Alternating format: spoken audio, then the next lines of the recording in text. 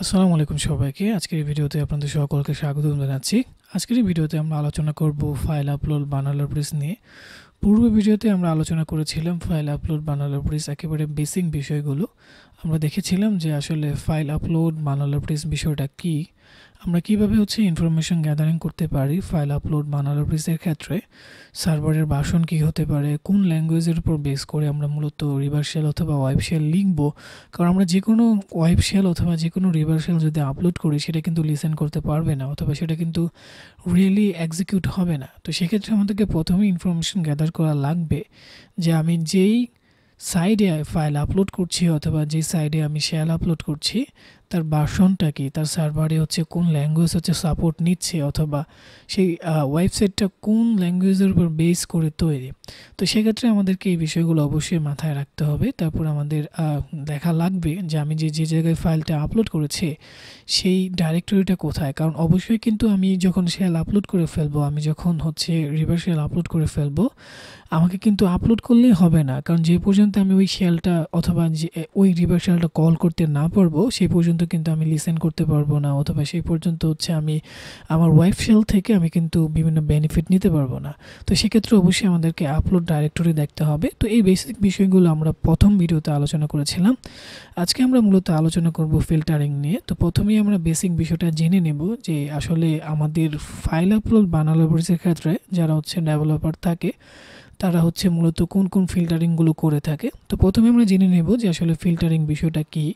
আপনারা নাম থেকে অনেকেই বুঝতে পারছেন যে ফিল্টারিং বিষয়টা আসলে কি। ইতিমধ্যেই আপনারা এই বিষয়টা নিয়ে অনেকেই পরিচিত থাকতে পারেন। আমি বিগিনারদের জন্য একেবারে সহজ করে কিছু বলে দিচ্ছি। ফিল্টারিং আপনারা ওয়ার্ড থেকে বুঝতে পারছেন যে কোনো বিষয়টাকে মানে সাকুনির মতো একটা বিষয়, তাই না? কোনো নির্দিষ্ট বিষয়গুলোকে অ্যালাউ করা, আবার নির্দিষ্ট বিষয়গুলোকে আপনার ডিনাই করা, যেটা আমরা মানে ছাকুনির সাথে কম্পেয়ার করতে পারি। তাহলে এখানে বোঝা যাচ্ছে ফিল্টারিং এমন একটা বিষয় যেটা নির্দিষ্ট বিষয়টাকে অ্যালাউ করবে, যে কাজটা করতে পারবে, আর নির্দিষ্ট জিনিসগুলোকে তারা ডিনাই করবে।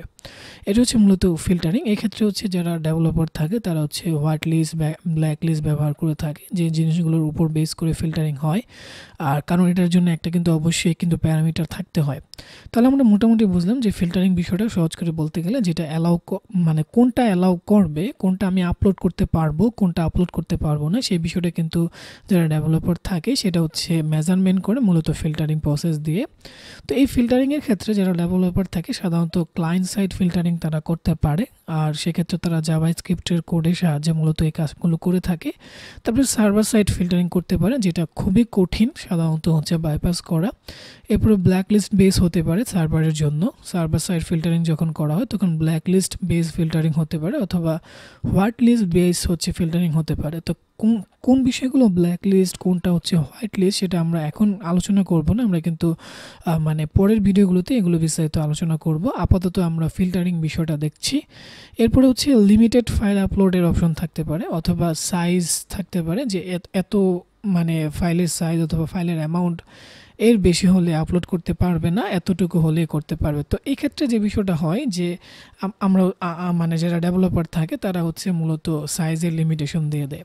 তো এই ক্ষেত্রে যে ঘটনা ঘটে যে বিভিন্ন যে আপনার এই যে ফিল্টারিংটা হয়, যে ক্লায়েন্ট সাইডের ক্ষেত্রে ফিল্টারিং যেটা হয় সেক্ষেত্রে ক্লায়েন্টের উপর বেস করে অথবা মানে জাভাস্ক্রিপ্টের উপর বেস করে কোডটা করা হয় যেন ফিল্টারিং করা যায়। অর্থাৎ সেক্ষেত্রে দেখা যায় যে বিভিন্ন এক্সটেনশনের বিষয়গুলো অ্যালাউ থাকে, কিছু অ্যালাউ থাকে না। তারপরে আপনার সার্ভার সাইডের ক্ষেত্রে ব্ল্যাক লিস্ট, হোয়াইট লিস্টের বিষয়গুলো থাকে। এগুলো আমরা বিস্তারিত যখন মানে আলোচনা করব তখন আমরা বুঝতে পারবেন। তো আপাতত আমি আলোচনা করলাম যে ফিল্টারিংয়ের ক্ষেত্রে যারা ডেভেলপার থাকে তারা সাধারণত এই ফিল্টারিংগুলো করে থাকে। ক্লায়েন্ট সাইড ফিল্টারিং করে থাকে, সার্ভার সাইড ফিল্টারিং করে থাকে, ব্ল্যাক লিস্ট, তারপরে হোয়াইট লিস্ট, তারপরে লিমিটেড ফাইল থাকে, যে নির্দিষ্ট কিছু ফাইলকে তারা আপলোড করার অপশন দিচ্ছে, যেটাকে আমরা সাইজও বলতে পারি, যে এতটুকু সাইজের ফাইল আপলোড করতে পারবে, এর বাইরে পারবে না। তো এই প্রসেসগুলো সাধারণত ফিল্টারিংয়ের ক্ষেত্রে থাকে। তো আজকের ভিডিওতে মূলত আমরা আলোচনা করব ক্লায়েন্ট সাইড ফিল্টারিংয়ের ক্ষেত্রে অ্যাজ এ পেন টেস্টার আপনি কিভাবে পেন টেস্টিং করতে পারেন, অথবা অ্যাজ এ সিটিএ প্লেয়ার আপনি কিভাবে ক্লায়েন্ট সাইড ফিল্টারিংয়ের ক্ষেত্রে বাইপাস করে বিভিন্ন শেল আপনি আপলোড করতে পারেন। আমি আবারও বলছি, আমরা যে আলোচনাগুলো করছি এগুলো হচ্ছে পেন টেস্টিং পারপাস, এগুলো কিন্তু হ্যাকিং পারপাস না। এগুলো সাধারণত আমরা যা আলোচনা করছি এগুলো হচ্ছে ইথিক্যাল হ্যাকিং পারপাস। আপনারা যদি ইলিগাল কাজে এগুলো ব্যবহার করেন তাহলে আমাদের কর্তৃপক্ষ কিন্তু এর জন্য দায়ী নয়। তো এখন আমরা যে বিষয়টা দেখব যে আসলে এই যে আমরা ক্লায়েন্ট সাইড ফিল্টারিংয়ের কথা বলছি, এই বিষয়গুলোর ক্ষেত্রে আমরা কোন কোন প্রসিডিউরগুলো ফলো করতে পারি, ঠিক আছে। তো আমরা পূর্বে ভিডিওতে কিন্তু দেখেছিলাম আমরা খুব সহজেই বিভিন্ন ফাইলগুলো আপলোড করতে পারছি, যেটা একেবারে হচ্ছে লো লেভেল সিকিউরিটি। কিন্তু নর্মালি যেটা হচ্ছে যারা হচ্ছে মূলত ডেভেলপার, তারা কিন্তু এই বিষয়গুলো ডে বাই ডে আপডেট করছে, তারা কিন্তু ফিল্টারিং করে থাকবে। এখন এমন যদি হয় যে আপনার সাইটটা ক্লায়েন্ট সাইড ভ্যালিডেশন অথবা ক্লায়েন্ট সাইড ফিল্টারিং করা হচ্ছে, সেক্ষেত্রে আপনি কি করতে পারেন? আপনি সেক্ষেত্রে প্রথমে যে কাজটা করতে পারেন যে সোর্স কোডটা ভালো করে রিড করতে পারেন, তারপরে দেখতে পারেন যে কি হচ্ছে। কারণ আপনার কিন্তু প্রথমে বুঝতে হবে যে কোন ধরনের ফিল্টারিং হচ্ছে। আমরা তো আজকে প্র্যাকটিক্যালের ক্ষেত্রে আলোচনা করছি ক্লায়েন্ট সাইড নিয়ে, কিন্তু সার্ভার সাইডে হতে পারে, ঠিক আছে। তো আপনাকে প্রথমেই বুঝতে হবে সোর্স কোড পড়ে যে কোন ধরনের ভালনারেবিলিটিস তারা চেক করতেছে, অর্থাৎ কোন ধরনের ফিল্টারিং তারা চেক করতেছে। তো ফিল্টারিং যে তারা চেক করতেছে, আপনি ভালো করে সোর্স কোড পড়ার পরে যদি দেখেন যে এটা ক্লায়েন্ট সাইড হচ্ছে, তখন আপনি ইজিলি কি করতে পারেন যে এই যে ফিল্টারিং করার যে কোডটা আছে সেটা যদি আপনি ডিলিট করে দেন, তাহলে আপনি ইজিলি হচ্ছে শেল আপলোড করতে পারবেন। যেহেতু ক্লায়েন্ট বেস, কারণ ক্লায়েন্ট বেস হওয়ার কারণে ক্লায়েন্ট এটাকে ডিলিট করে দিয়ে ইজিলি কিন্তু আপলোড করতে পারবে, ঠিক আছে। তো এক্ষেত্রে আপনাকে প্রথমেই চেক করে নিতে হবে যে আপনার সার্ভার কিভাবে কাজ করছে, এটা কি ক্লায়েন্ট সাইডের উপর বেস করে কাজ করছে ফিল্টারিং হচ্ছে, নাকি সার্ভার সাইডের ক্ষেত্রে। সার্ভার সাইড হলে প্রসিডিওর কি হবে এটা আমরা পরের ভিডিওতে আলোচনা করব, কিন্তু এখন আমরা আলোচনা করছি যে ক্লায়েন্ট সাইড যদি হয়, কোনো সার্ভার যদি ক্লায়েন্ট সাইড ফিল্টারিং করে থাকে শেল আপলোডের ক্ষেত্রে অথবা কোনো ফাইল আপলোডের ক্ষেত্রে, সেক্ষেত্রে আপনি কীভাবে পেন টেস্টিং করতে পারেন। তো আপনি সেক্ষেত্রে প্রথমেই সোর্স কোড ভালো করে রিড করবেন, যদি দেখেন ক্লায়েন্ট সাইড, এরপরে ডিলিট করে দেবেন। এরপরে হচ্ছে ফাইলটা আপলোড করে যেই ডাইরেক্টরিতে আপলোড হয়েছে সেই ডাইরেক্টরি থেকে আপনাকে কল অবশ্যই করতে হবে। আপনি ভুলভাল কোনো ডাইরেক্টরি থেকে যদি কল করেন তাহলে কিন্তু কাজ হবে না। অথবা আপনি যদি সরাসরি গুগল ক্রোম ইউজ করে অথবা মজিলা ফায়ারফক্স ইউজ করে না করতে পারেন, তাহলে আপনি বাফসুইট ইউজ করতে পারেন। বাফসুইট দিয়ে আপনি ইন্টারসেপ্ট করতে পারেন যে কোডটা আছে। তারপর হচ্ছে আপনার রিকোয়েস্ট যেটা আছে সেই রিকোয়েস্টটা রেসপন্স আকারে ইন্টারসেপ্ট দিয়ে দেখতে পারেন। এরপরে জাভাস্ক্রিপ্টের যে ফাইল আছে সেটা ডিলিট করে ফরওয়ার্ড করে দিতে পারেন। এরপরে আপনার ফাইলটা আপনি আপলোড করে তারপর হচ্ছে কল করতে পারেন, ঠিক আছে। তো এই প্রসিডিউরগুলো আমরা প্র্যাকটিক্যালি দেখি, এই জন্য হচ্ছে আমরা আমাদের একটা টার্গেট ওয়েবসাইটে আসতেছি। তো এটার রিসোর্স হচ্ছে আপনার হ্যাক দ্য বক্স একাডেমি থেকে আমি দেখাচ্ছি, আপনারা দেখে নিতে পারেন। তো আমরা ভিডিওর শেষের দিকে, অর্থাৎ এই কোর্সের শেষের দিকে অথবা এই টিউটোরিয়ালের শেষের দিকে আমরা হচ্ছে রিসোর্সগুলো আপনাদের সাথে শেয়ার করে দেবো। তো এখানে একটা জিনিস খেয়াল করেন, আমাকে আপলোড করার জন্য পারমিশন দিচ্ছে আমার প্রোফাইল, আমি আপলোড করব। আমি কোনো একটা ওয়েবসাইটে অ্যাপ্লিকেশনে হচ্ছে আমার অ্যাকাউন্ট তৈরি করেছি, আমি এখানে হচ্ছে ফাইল আপলোড করার অপশন পাচ্ছি। তো আমি এখানে ফাইল আপলোড করার অপশন পাচ্ছি। এখন যদি আমি কোনো শেল আপলোড করতে পারি তাহলে কিন্তু বেনিফিট নিচ্ছি। তো এটাই কিন্তু তখন ফাইল আপলোড ভালনারেবিলিটিস হবে। তো আমরা যদি চেক করে দেখি, এখানে ক্লিক করি, আমরা এখান থেকে কোনো শেল আপলোড করতে চাচ্ছি, এখানে অল ফাইলে দিলাম। এখানে আমরা একটা পিএসপি কোড যেটা আছে এটা আপলোড করা ট্রাই করছি। আপলোড দেওয়ার পরে বলতেছে অনলি ইমেজ আর অ্যালাউ। তো এখানে কিন্তু ফিল্টারিং হচ্ছে। তো যখনই ফিল্টারিং হবে অ্যাজ এ পেন টেস্টার আপনার কাজ হবে যে চেক করা যে কোনটা আপনাকে অ্যালাউ করতেছে, কোনটা অ্যালাউ করতেছে না। তো সেক্ষেত্রে আপনি সোর্স কোড প্রথমেই রিড করবেন। আমাদের হচ্ছে সিস্টেম অনুসারে আমরা সোর্স কোড রিড করতে পারি। আমি হচ্ছে সোর্স কোড রিড করার জন্য সরি ফর দ্যাট আমি এখানে ক্লিক করলাম। এরপরে হচ্ছে আমি সোর্স কোড দেখতে পাচ্ছি, আপনাদের দেখার সুবিধার জন্য একটু বড় করে দিলাম। তো সোর্স কোড রিড করতে গিয়ে আমি দেখতে পাচ্ছি এখানে কিন্তু কিছু লিমিটেশন দেওয়া আছে যে কোন কোন বিষয়গুলো হচ্ছে অ্যাকসেপ্ট হবে। শুধু ইমেজের যে এক্সটেনশনগুলো আছে সেগুলো কিন্তু আপনার হচ্ছে তারা অ্যালাউ করতেছে, আর বাকি জিনিসগুলো কিন্তু অ্যালাউ করছে না। তো এখন আপনি দেখতে পাচ্ছেন এখানে কিন্তু ফিল্টারিং হচ্ছে। কোন ফিল্টারিং হচ্ছে? আমরা কিন্তু অনেকগুলো ফিল্টারিং বলেছি, যে সার্ভার সাইড হতে পারে অথবা হচ্ছে আপনার ক্লায়েন্ট সাইড হতে পারে। তো আপনি যখন দেখলেন যে ফিল্টারিং হচ্ছে, এরপরে আপনার কাজ হচ্ছে চেক করা যে এটা কোন ধরনের ফিল্টারিং হচ্ছে, এটা কি সার্ভার সাইড হচ্ছে নাকি হচ্ছে ক্লায়েন্ট সাইড হচ্ছে। যদি ক্লায়েন্ট সাইড হয় তাহলে আপনি ইজিলি কিন্তু বাইপাস করতে পারবেন, সেটা হচ্ছে ক্লায়েন্ট সাইডের যে কোডটা আছে সেটা ডিলিট করে। আর যদি সার্ভার সাইড হয় সেক্ষেত্রে অন্য কোনো প্রসিডিউর ফলো করতে হবে, সেটা আমরা পরের ভিডিওতে দেখব। তো এখানে কোড দেখে আমরা বুঝতে পারছি যে এখানে দেখেন জাভাস্ক্রিপ্টের একটা সোর্স কোড আছে। আমরা যদি রিড করি এটা, এখানে কিছু ভ্যালিডেশনের কথা বলা আছে, কোনটা অ্যালাউ হবে কোনটা অ্যালাউ হবে না। এক্সটেনশন এই যে এখানে অ্যালাউ দিচ্ছে না। আপনি যদি কোডগুলো পড়ে দেখেন ভালো করে, যে এখানে শুধু ইমেজের যে ফাইলগুলো আছে সেই ফাইলগুলোকে তারা অ্যালাউ দিচ্ছে এবং সেটা জাভাস্ক্রিপ্টের কোডের সাহায্যে।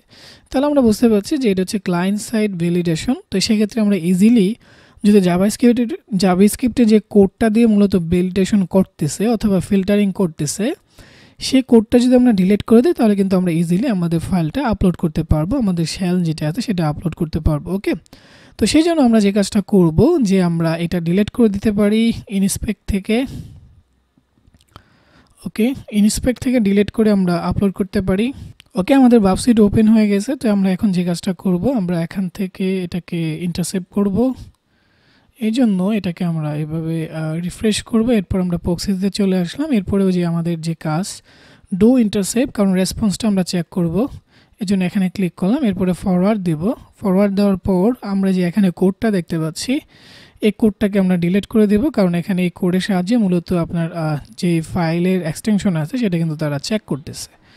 তো আমরা এই কোডটাকে ডিলিট করে দিলাম। এরপরে হচ্ছে এখান থেকে আমরা এটাকে ফরওয়ার্ড করব। এখন যদি আমরা দেখি এখান থেকে আশা করছি আমরা আমাদের ফাইল আপলোড করতে পারবো। ওকে, আমরা চেক করছি আবার।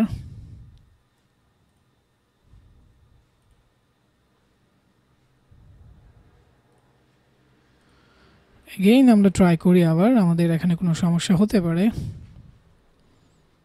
ওকে, এটাকে আমরা রেসপন্স করি আবার।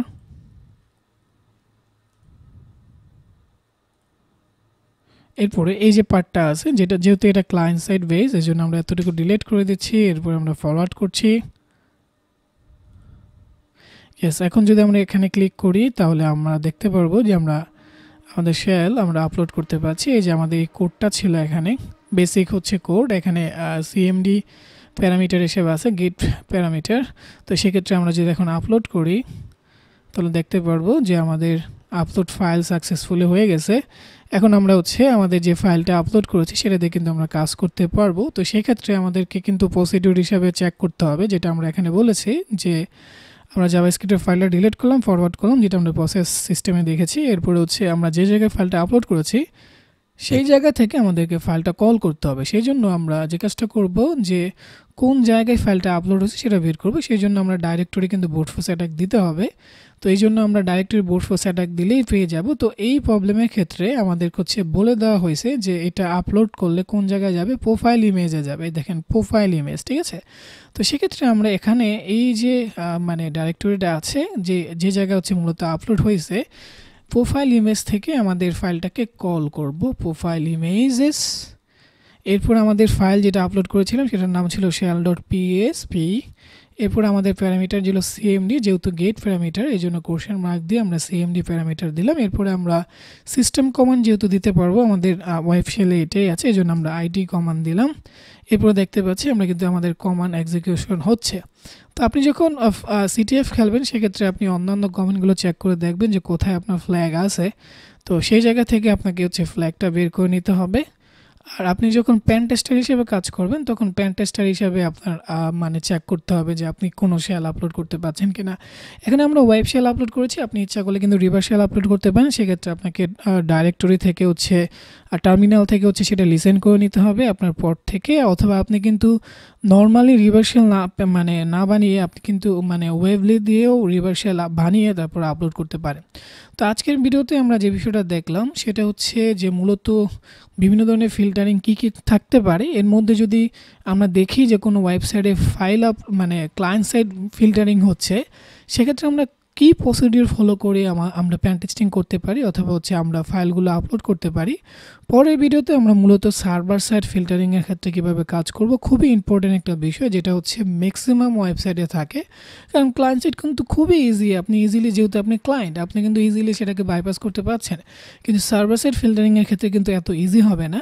তো পরের ভিডিওতে খুবই ইম্পর্টেন্ট টপিক নিয়ে আমরা আলোচনা করব যে ফাইল আপলোড ভালনারেবিলিটিসের ক্ষেত্রে যখন সার্ভার সাইড ফিল্টারিং হবে অ্যাজ এ পেন টেস্টার আপনি কিভাবে কাজ করবেন।